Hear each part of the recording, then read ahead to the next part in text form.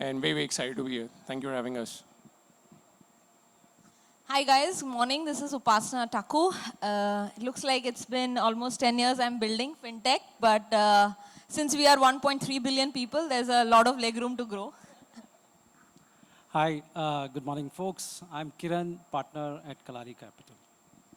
And I think we debated a lot who we wanted here in the panel. It is about riding the storm and, particularly, we obviously are going to have the VC perspective on this from both Kiran and Mayank. But in terms of Upasana and Harsh, for us, it was about one company and founder who's, braving the storm as she heads to IPO. And the other founder who is dealing with an extremely exciting category around healthcare, especially coming out of the pandemic and everything in India around healthcare. So I think it was, we really wanted to hear their perspectives on how it's been, looking like riding the storm, right? So let's get started. I think very much going back to the idea of the storm itself, it felt like 2021, 2022 felt like this meme, right? Before, after meme, perception, reality, right? So we've seen all of these memes, and 21, 22 definitely felt like it fit that meme just absolutely perfectly. So, and there are a lot of themes that emerge from this whole before after, right? One is obviously around, survival. What does it mean to survive in 2022 versus in 2021 when there was plenty of cash around, right? Two is around just the market, right? And the market has crashed, and not everybody has been around the block since the 2008 and 2000s to kind of know how to cope with, how the market is this year versus, last year or the years preceding.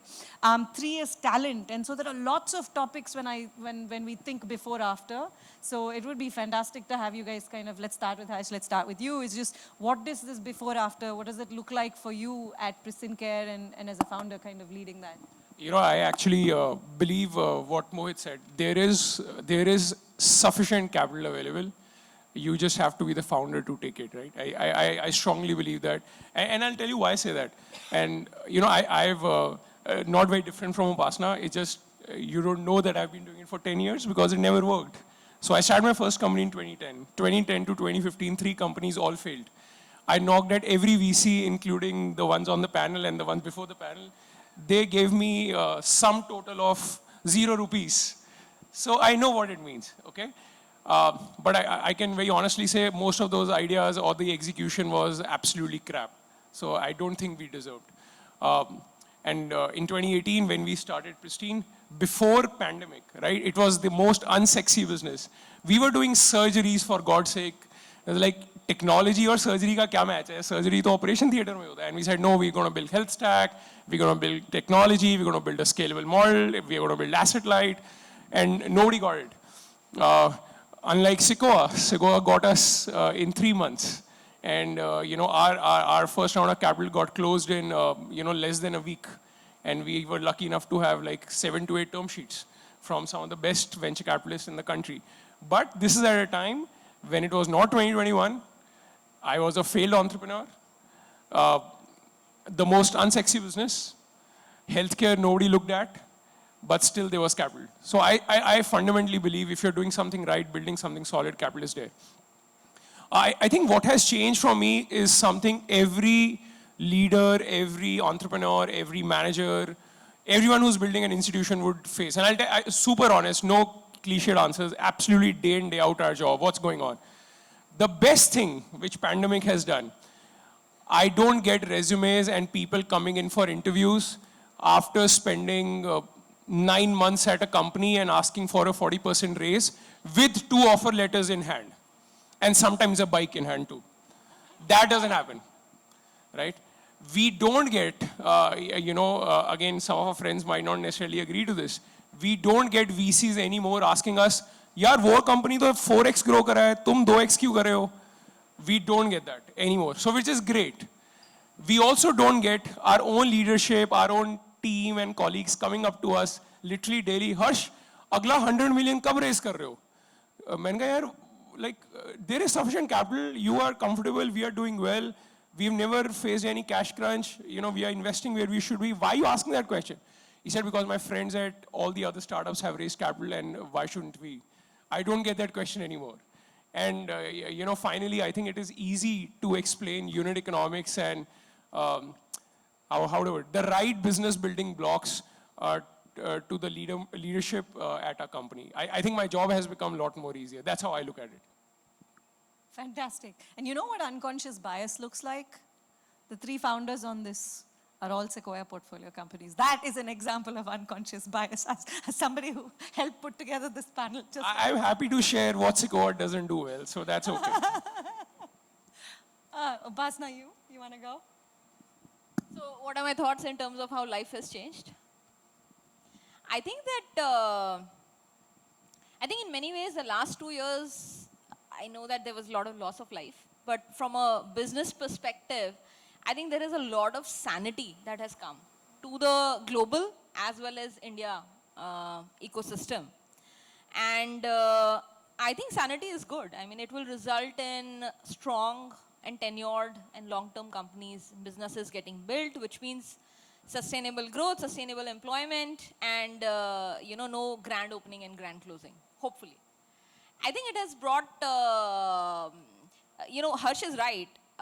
Capital, talent, all kinds of resources are available for the right businesses. It's just a matter of making sure that the business is being built in a right way and presenting that. So I'll share a very small anecdote as to how in our company, the focus on contribution margin profitability has been there since 4 years. So 4 years ago, we reached that state at Mobikwik. And since then, we were chasing now EBITDA profitability. So, and I'm very happy that, we've been able to achieve that, as of December 21 and March 22, both quarters, we are profitable, which is amazing because I've had more than 100 VCs tell me, India payments में पैसा नहीं बनता. Boss बना लिया, profit भी बना लिया, अब बताओ. Then after payments, they said credit में पैसा नहीं बनता, अब वो भी बना के दिखा लिया. So, the high of doing things properly and proving people wrong and not getting driven by what is the theme of the month or the quarter, on internet. I think that is the real resilience. You don't have to do what everybody else is doing. You have to do what you think will be the right path for you. And a small anecdote I want to tell you, in terms of the DNA of the company, we've turned everybody into cash generator. So, our legal department is headed by a young lady called Garima. And since last 3 months, she's having, she's finding it very interesting because I told her every department in the company needs to generate cash. She's like, I'm legal, how will I generate cash? So I told her that, you have all these matters from past, ye fraud, ye dispute, where, you do a sum total of that is 20 crores. वो 20 crores का आधा भी ले आओ, and then you can use it to pay your SAMs, CAMs, Khetans, and AZBs of the world for all the work you do during the year.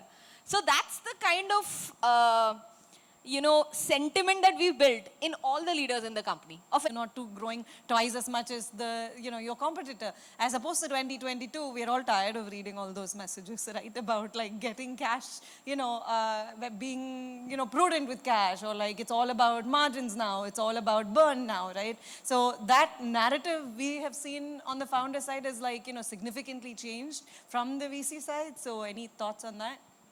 Well, I agree with Harsh in the sense that it's not all gloom and doom, and I think we debated it earlier too. And going back to the previous panel, I think I also belong to Mohit's camp. But that being said, I think what these cycles helps us to do is, the founders get to focus more on building fundamental businesses. I think unit economics is back in fashion. People will value sustained growth. And this is the time to build good business models, hire great talent, and go for a long run. I mean, you can't have a short-term view because then you are driven by unsustainable growth. You will hire people whom you don't need, and then the layoffs come into place. I think these things are good in hindsight. Obviously, I think times will be a little tougher, but I think it's a matter of time. We can't put a timeline to it, maybe 3 quarters, maybe 4 quarters. But if you have enough cash to sustain these cycles and are able to build businesses in a much fundamental way, I think things will go back to normal. That's what my take is. So there is a bit of a theme here, right? Which is, if you actually zoom out, growth like this, which is a lot of the news that I think we've heard in 2021 and 2022, where everything was about the peak and now everything is about the stories. But if you actually zoom out, there are a lot of people who are steady state growing like this, right? And it does feel like you don't always hear that anywhere, whether in the news or on any other channel or any form of media. But, I think there is especially from the conversations here, I would say there is always a cohort of people that are going through and going behind sustainable growth. So I guess in some ways the question is also around how do we get to say those stories more? How do we get to have those stories heard of sustainable growth? Because, it might not be the most catchiest headline or the clickbait headline, but it is what businesses are made of. And at the end of the day, that kind of predictable growth is what, the market kind of rewards. Ashwini, I also have a slightly contrarian view here. You also have to understand, let me take the context of, there is two ways to look at this. One is building a business, and one is building a business with venture capital money. And very honestly, we can all have a lot of opinions, but the reality is, venture capitalist as a business exists to get, a growth in the money they are investing in. And the reason they want not 12% growth, and maybe, I don't know, you guys should tell us what is that percent, we can keep guessing. The reason they do that, they don't invest in mutual funds, they invest in disruptive ideas because they're looking for higher arbitrary of growth. That's not wrong. So as a startup founder, when you have taken money from a venture capitalist, I think as a responsibility, growth is needed. There's nothing wrong in it. I think the ideology which I believe is not right is growth at zero economics. And I don't think they are separate from each other. You can grow, and there are enough businesses. Nykaa, I think we talked about Nykaa in the, in the last conversations. There is Nykaa, there is Delivery. There's a lot of companies, we can think about and name about, who have built massive growth with very solid unit economics and have done it over a longish period of time. So I don't think VCs expecting growth is wrong. They exist for that. So let's not ask the VCs, why are you asking for growth?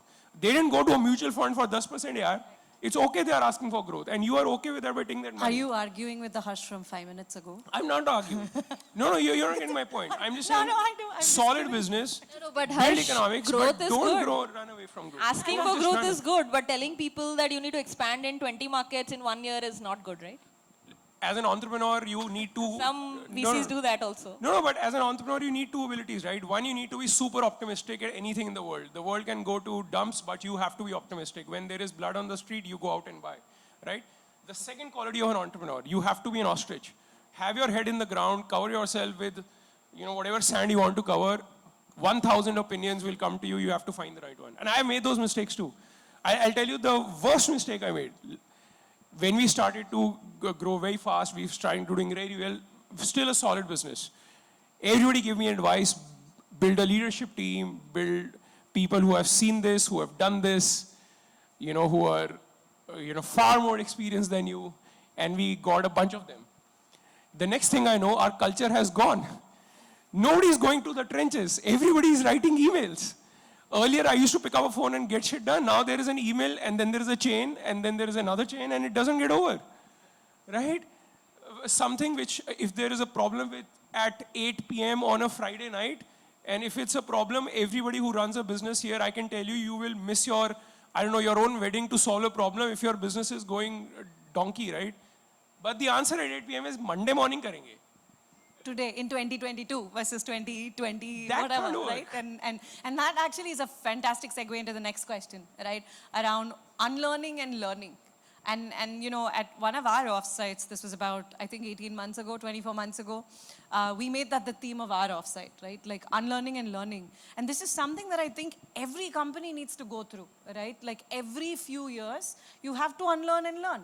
Like suddenly you'll have a stage where everything is about process, right? Like we have no process in this company. There are no systems in this company. Nothing is right. And then 3 years later, guess what? We're like an Aadhaar card office, right? Like, yes, things move very, very slowly, right? Like you go in and you wait and there's like 3 people there and everything takes time. And I think your email example on a Friday night is a classic example of what happens, right?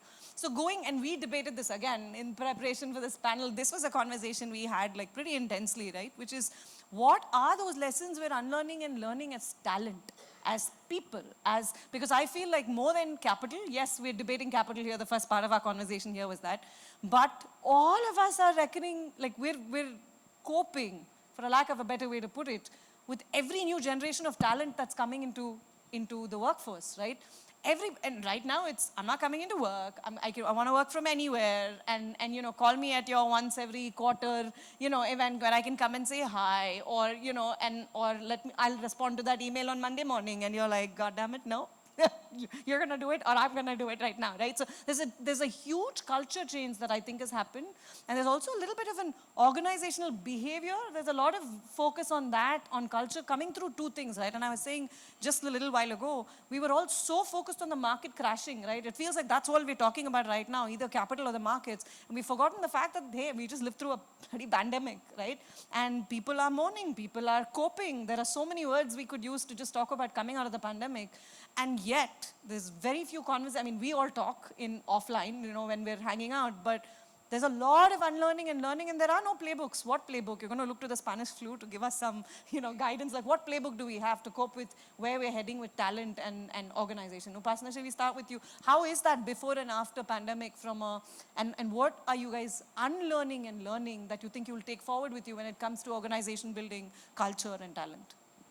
So I think before and actually during pandemic, I would say the culture was all about, you know, so actually we didn't fire anyone during COVID. So that was my big thing, which we decided as co-founders, three of us, that we'll do whatever it takes, you know, to get money in the bank. But we want everybody to have insurance, so we'll not fire anyone, even if we have to cut pays, etc.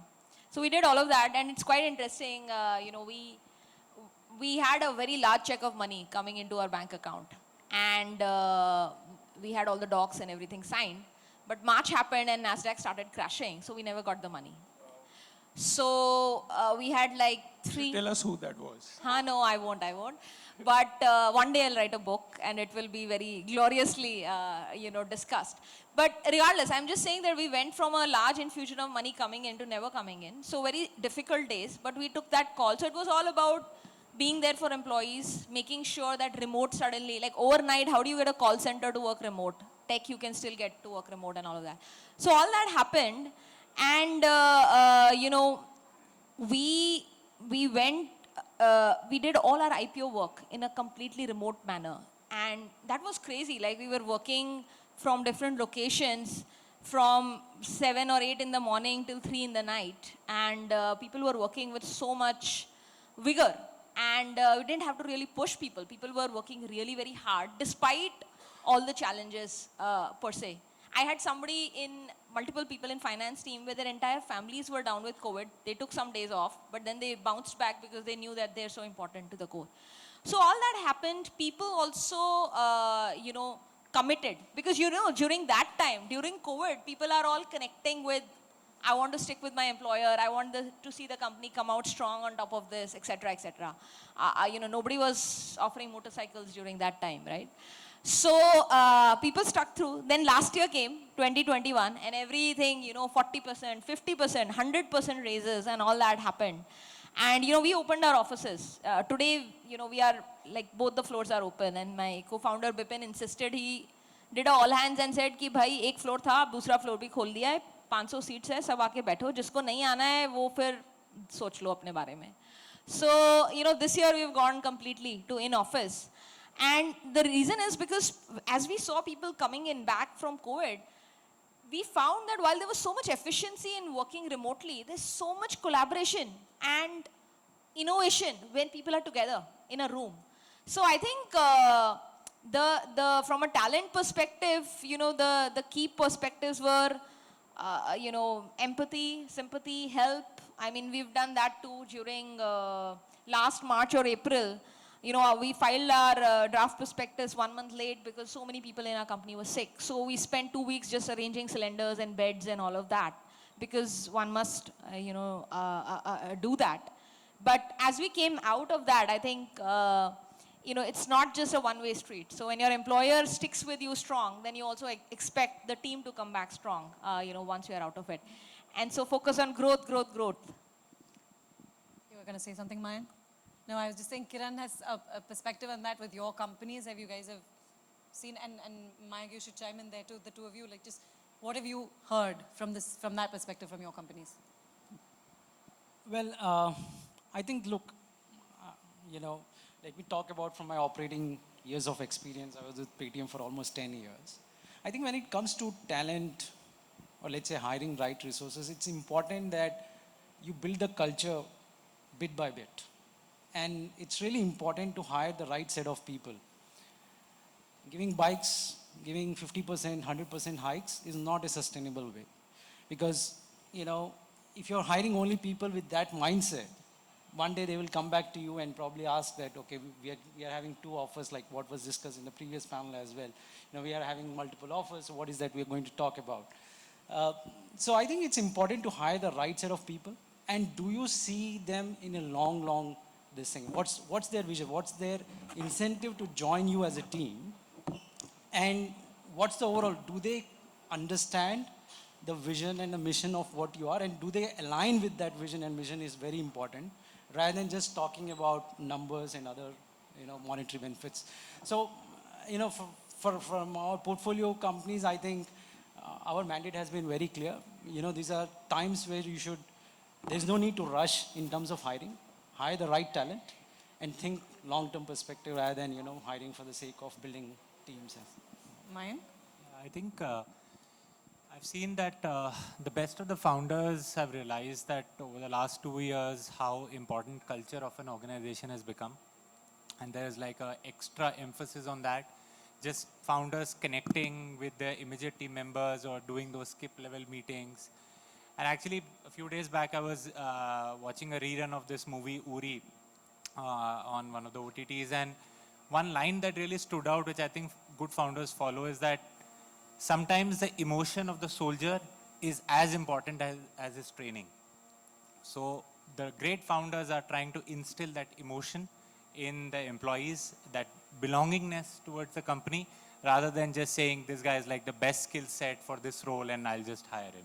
I think that's been a big change that people have adopted over the last 2 years. I think there's also a bit around the fact that a lot of the talent that's coming is very new, right? And there's just a fundamental difference in values. I would argue, there are a lot of folks who are coming into the workforce who just don't want to spend more than 18 to 24 months in a company. Simple, that's it, right? In certain, and I can tell you in Chennai, when it comes to working from home versus working in the office, there's been a lot of, oh my God, I've been stuck in a home with my parents for like 24 months, like just open the goddamn office already so I can just come into office, right? There's been this like desperation, like just open the offices, please, it's okay, we'll wear masks, we'll do whatever it takes, just let us in, just don't let us sit at home. So I think there's also like a cultural thing happening with the workforce themselves and what they're having to cope, right? Most of these kids didn't go to school undergrad, right? They didn't get to physically go in, right? They did it remotely. So there's a lot of change. I also think it's important for us to acknowledge not just, hey, prices or cost of, salary and stuff. At the end of the day, if you're working remotely and you have an offer from London or the US versus like Bangalore, why wouldn't you take the one from the US, right? At the end of the day, markets are markets. If that's true for our valuation and our growth, it also has to be true for them, right? Because so there's a bit of an argument, I think, that's also around, hey, that is the workforce that's there today, and going remote has allowed a lot of options. Anybody can dip into this pool today, right? It's not limited by where you live. Harsh, how does that work for you? I think if you notice when you ask the question from everyone, the lessons or unlearning and relearning was actually all around the softer aspects of business. Nothing to do with business. It's all culture and people, right? None of us, and including I also don't have an answer around the lessons in business. It's only the lessons in working with people which is the real learning and unlearning. I think we have, I would argue, and this is being absolutely truthful, I think we have rediscovered our culture. In the last, if you would call 2021, you said it stands out. I don't know why it does, but we have rediscovered our culture because I think we lost it in a bit. Our culture has been super resilient. I don't know if work from home or work from office how should we look at? I think you should know what works for you. You know, Google, Amazon, Microsoft, they are struggling to get people back to office because Upasana said collaboration is struggling. But there are companies who are doing this remotely and it works for them. So I don't think there is a rule. It's like saying if you want to be a musician, you should not be learning to, I don't know, go and learn physics. So if you want an offer from US and if you have a skill set which works, it's fine. But if I have a skill set which is not analytics or, I don't know, developing and it can't work from my home, I want to work with my team, I want to drive market expansion, I have to be in office. So I think we have to find that reality. For us, I think, coming back to the question of what we have discovered our resilience once again. So we are in healthcare, okay? And Mohit was giving an example earlier. During COVID, even though we have nothing to do with, we are into surgeries again and not necessarily into primary care. We had 200 SOS calls and messages an hour requesting us or asking us rather, hey, do you have a bed on oxygen only in Delhi-NCR, right? And we felt, oh, is that like, that's how bad the situation was. Now, I think true to our culture, we ended up starting a COVID center. We did it because we was like, oh, so many people are asking for it. We did it in space of 5 days. We had, of course, we had the advantage of having doctors, nurses, huge knowledge of healthcare.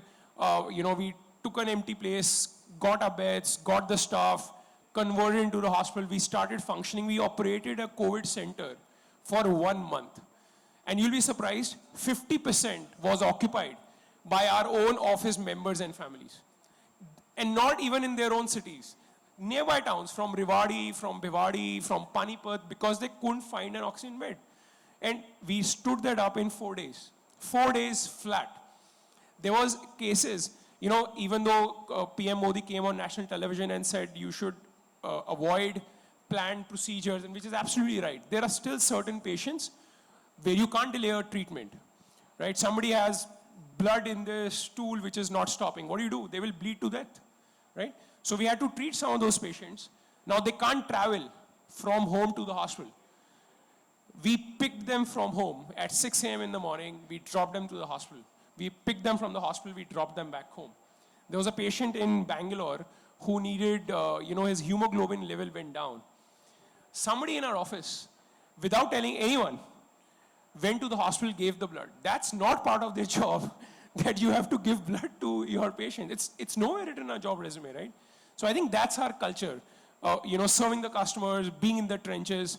I'll tell you another story. March 23rd, lockdown happened. Our business went down 70%.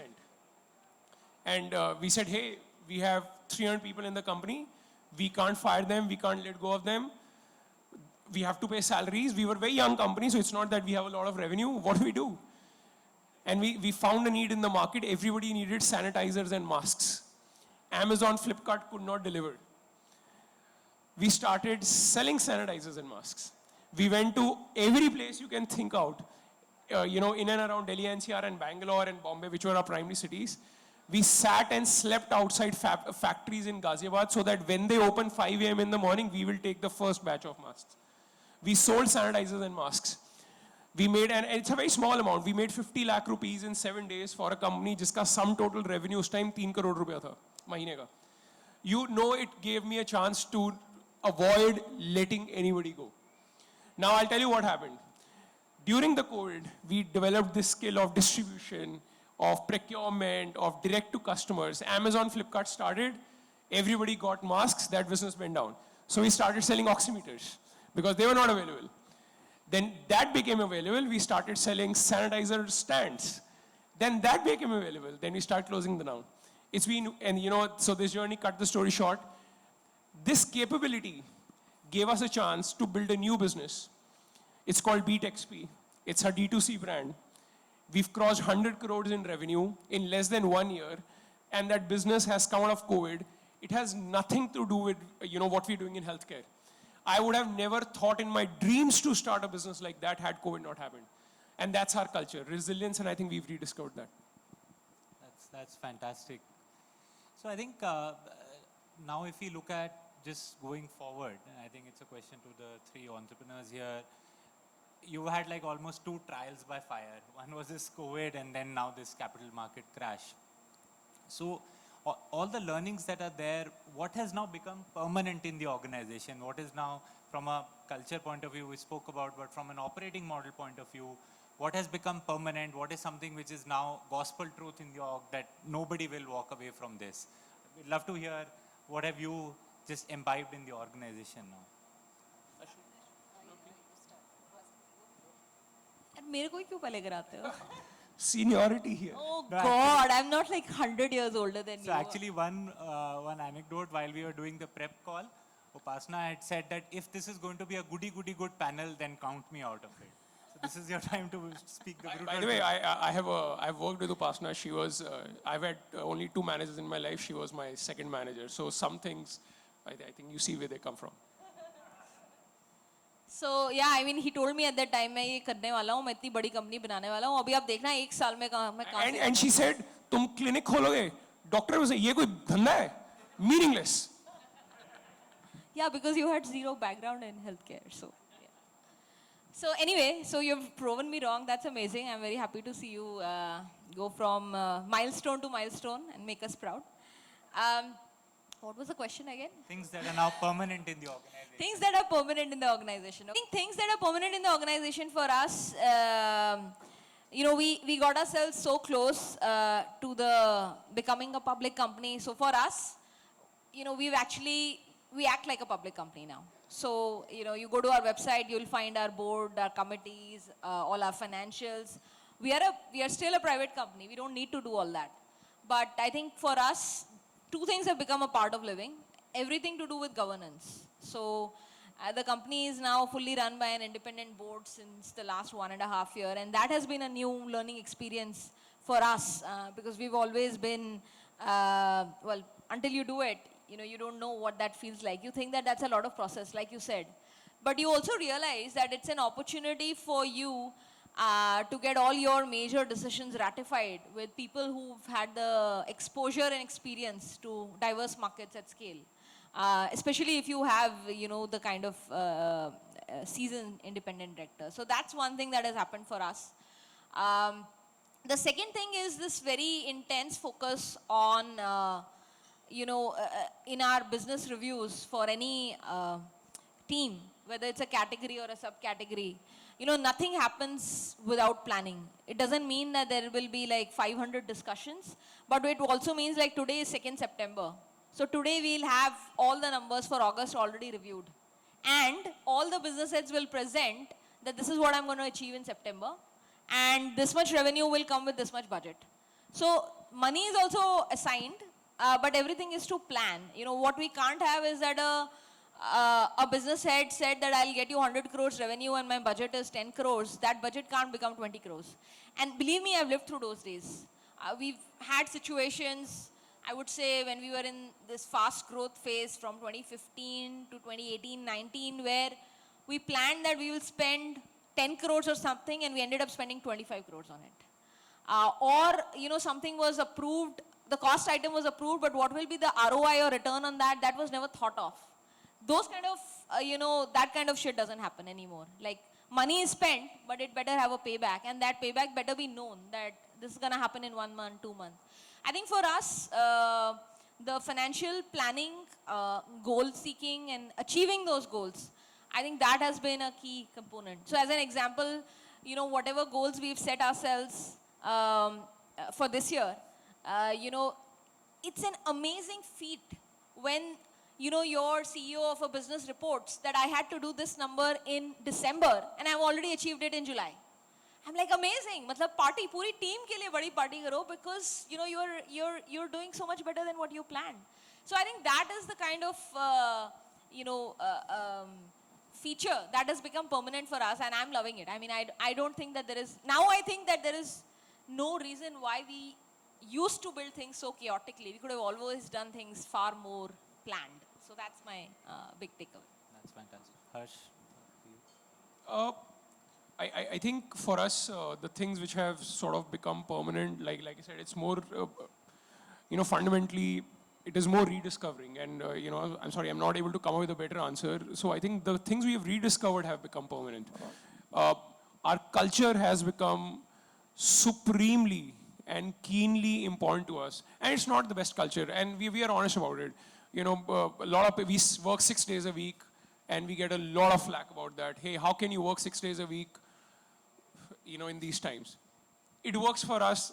Maybe it's required, maybe it's a wrong judgment, but now we are not shying away from it. Whenever we are hiring, whenever we are talking about people, there is no excuses to this.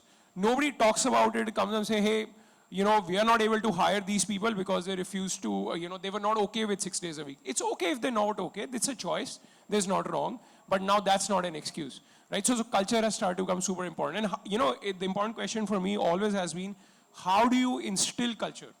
And I'll tell you how we do it. And we have grown from 300 people to, you know, fairly large workforce. Till 1,100 people at Pristyn, every person, चाहे उनका salary, you know, या उनका seniority or job responsibility is 2 lakh rupees a month, or sorry, 2 lakh rupees a year, or it is 2 lakh rupees a month or whatever, every person, temporary worker or not temporary worker, contract or not, has been interviewed by a co-founder. Because culture has to be driven from the co-founder. Second, we've made that culture supremely clean. Everybody now knows ये हमारा culture है. इसे समझना है. And then we found ways to communicate it. Not just in onboarding, when you have onboarding for new people, but also in appreciating. Whenever somebody, you know, our Slack channel of announcements, the only appreciation comes out is when somebody has displayed that culture. Only appreciation. There's no other appreciation of numbers, overachievement. You know, we, like Upasana said, we of course celebrate it. But when you're announcing into the company, appreciation is only somebody who's displayed a culture. We've made it part of our performance reviews. You know, people who grow in the company are promoted, are like living souls of that culture. So culture, I think, has become supremely important for us. The second thing which has become important for us is, we haven't made our mistakes on hiring. Some of the examples you saw, we've made those mistakes too. I think we are okay to not hire, you know, while we are not okay to not hire quickly. Like I said, business में growth तो चाहिए, गलत तरीके से नहीं चाहिए. There are always ways around it. So we are not okay to not hire quickly, but we are not okay to hire people who don't, you know, understand and believe our culture. The third thing, you know, something, again, like I said, we are very young leaders. I don't have all the answers. And I might be wrong maybe a year down the line. It works for us. We have started to orient ourselves towards hiring, grooming, and coaching a lot of young talent. We ended up, I'm actually the eldest in the company. And bunch of folks who are 36-year-olds. They are literally eldest in the company. Sorry? Well, oh yeah, I mean, see, I don't even have it in my mind to say it like that. That's as honest as can be, right? And we are okay to hire people who are younger, who have lesser experience, if they fit the culture, if they fit the attitude, and then we go out of our way to coach them, guide them, give them responsibilities. You will be surprised what they can do. And sometimes they don't have the challenges which we have. Where I have to go back and solve, you know, I can have a bad day at office because I had a bad day at home with my wife. They don't have those problems. It works. You know, Deep and Kalyan in the beginning were talking about, you know, one of the first things we're doing is cutting off all the science and the cost associated with all the science stuff. I run a company which is all about the science. So, very important. When we started our journey, we were clearly building something that is not out there in the market, even today, very, very much so. We are the anti of a lot of the AI that's out there in the market. And we built on very strong kind of philosophy on the kind of AI platform that we wanted to build. This also means that in 2020, when we got into March, we were the first, one of the first line items to go away. Right? When it comes to investments, because nobody has the time to deal with like new tech. They're like, just like deal with just holding on to whatever you have. Nobody wants to invest in like, you know, more tech. And our job as a company has been to obviously help companies digitize at a way faster rate, right? And to help them leapfrog existing systems as opposed to take small steps one after the other, right? So for us, I think the learning, we were, you know, that conversation I think Deep was talking about, just pushing, you're pushed into a corner. Like, where do you go from here, right? And for us, I think, you know, the last 2 years have been about really going, every time you find yourself stuck between a rock and a hard place, there's a pot of gold. There is a lesson to be learned. And you discover things that you never thought you could discover, right? And for us, we were actually in the market primarily with the retail vertical at that point, right? And I don't have to tell you what happened with retail in 2020 March. So we ended up losing. Basically, the companies we woke up to and came back for our weekly stand-ups or our monthly stand-ups, and nobody was on the call on the other side, customer side, because they already filed for bankruptcy and there are no teams to deal with, right? So it was black and white for us coming into the pandemic in March, April timeframe for us, just because there was no hope. There was like the industry that you're selling to is not there. I don't know if my bills are going to be paid, right, for all the work that we've been doing. Should I turn my servers off? Should I turn, like, we had a lot of questions. We didn't know what to do. And there weren't people on the other side to pick up the phone and say, yes, turn your servers off, I'm not going to pay you. There was nobody there. They were all gone, right? So it was a very, very intense period for us because we were that tech company that companies were starting to invest in to kind of reskill themselves and, you know, kind of jump or leap. And that became a massive opportunity for us because we ended up pulling the roadmap ahead. That's what ended up happening, right? We were always going to be a horizontal platform. We were always going to be in healthcare, in pharma, in edtech. And we hadn't planned that until 2022, right? That was when we thought we were going to make that journey or go down that. And for us, like March 2022, April 2020, we just sat up and said, no, that product roadmap push is happening now, right? And so we said, now is a great time for us to just, let's just throw the platform at a lot of other verticals and start to experiment and see if our original thesis of building a general AI platform is actually coming true. So what ended up happening was that down ended up turning out to be a massive, massive kind of opportunity for us because, you know, we ended up pulling the roadmap 2 years ahead. And 2 years later now, I can tell you, we power the who's who in pharma and healthcare and finance and banking. And for us, that whole thing was what the last 2 years have brought. It really took us, I mean, it was miserable, right? And for a company that was touted as, you know, like almost like the flag bearer for AI in this part of the world and saying, you know, for us to just be stuck in this place where, yeah, we're the flag bearer, but nobody wants this flag anymore. People are just dealing with the realities of staying alive. And so today, I would say 2 years into this, you know, for us, we've really kind of gone through the motions of, okay, got it. You know, it's not just about selling AI because you can grow your revenue, but we're selling AI that can actually make you lean, make you mean, make you like efficient, make you optimal as a company, the way you function, which is what 2022 is all about, right? So it feels like that whole push was very, very painful. We had to take a lot of hits just in terms of, you know, how our plans, right? But best laid plans, right? Like that's what happens to plans. I actually have a question for especially, you know, our investor friends. And Upasana, I think, will resonate with this. Sometimes you know, we hear popular, I know we are running out of time, but probably a short one. We hear advice that this is the time to not do much. This is the time to preserve. This is the time to stay safe and just be there. But I think all the three answers you heard from the three entrepreneurs, what you'll realize is there is no time to not do enough. Only time to not do enough is, you know, probably 10 years back. You always have to find a way. As an entrepreneur, only thing you can do wrong is not do enough. What do you guys say that? Why is that advice? No, I think the advice that you would hear from most people is not about just sit tight and don't do anything. I think it's about prioritizing things and thinking about things that really will move the needle in the business and then keep pushing the pedal on that. Like you said, we are in the business of funding ambition of founders. Absolutely. Right? So you can't give up on your ambition. That would be the worst thing that could happen for the business. But ambition sometimes becomes exuberance. So you figure out what is the priority and what is not. And the things that are priority, by all means, put capital behind it. And that's the only way this business will grow. Yeah, I think I agree with Mayank. I think, look, the key thing is, you know, when you start chasing quick growth, right? And you end up making multiple experiments without knowing whether it's a right product market fit or not. I think what these conversations lead to is to discovery of the right businesses or business models to chase. And that helps you to cut fat, you know, shape the teams in a way which will help the business grow in a much more fundamental way. So look, at the end of the day, it's the founders who are going to execute it, right? And all we can share is some of the best practices that we have seen or which some other companies have deployed, which have worked for them. But you know, when it comes to the real execution, it's the founders themselves who will take calls and who will go about executing things.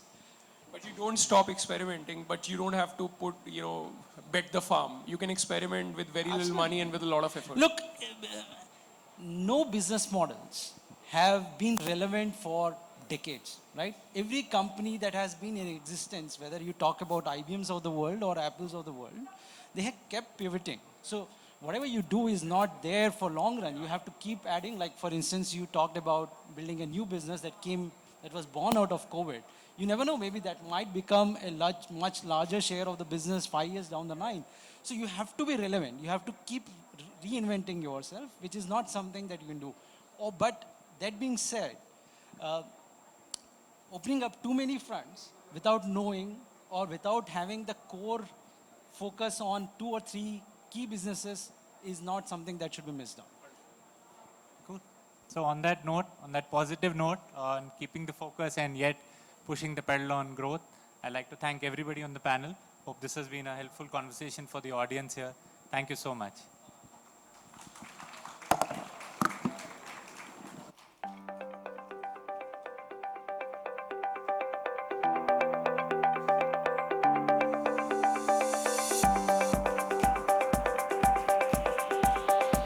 Thank you, man.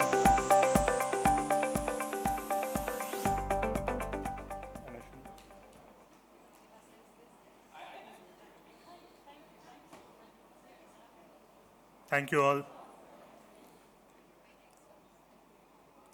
I think you should take the picture. Yeah, group picture.